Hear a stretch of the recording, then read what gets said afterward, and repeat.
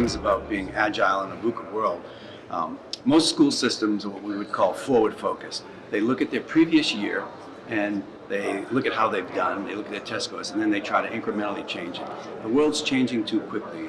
We have to look ahead, we have to be future focused. But it's nice to adapt to change and be able to adapt, but what you want to do is you want to be able to anticipate the change and prepare for it, so when it comes, you're ready. You think about districts that already had engaged in a lot of hybrid learning, districts that had one-to-one laptops, that taught some of their students to take online courses. When the pandemic came, they had a smoother transition.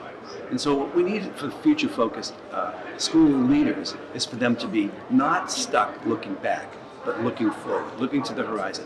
Questions like this: what's the future of education?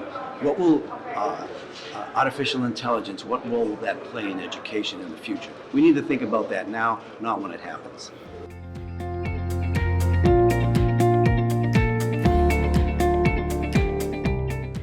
In this world that we live in, one of the keys that a new leader has to establish is a clear vision for where they want to take the system.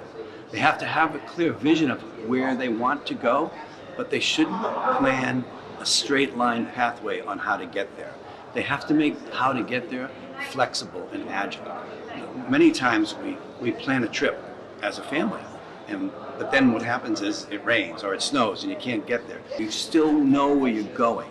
And so all of the disruptions that are happening, what's really important for beginning leaders to think about is have a really clear vision and understand the strengths of the school system and use the strengths of the school system to navigate your way to a very clear and specific vision.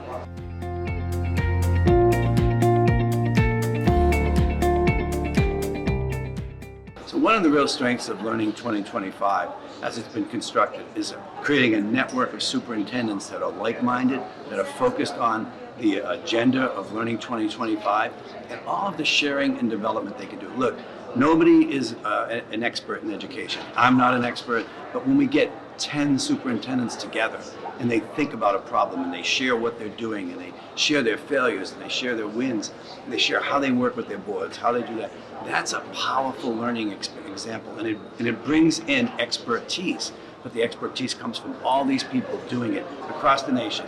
And there's similarities between small rural schools and big urban schools. They're just bigger.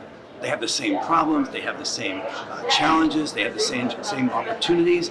And so the power of Learning 2025 is really invested into the focus of networking and understanding together. And the real point here is that we in education need to be the agents of change. So long we've been the object of change. Change happens to us. People push it at us. Learning 2025 says, let's take it on. We will become the agents of change and we'll get there together.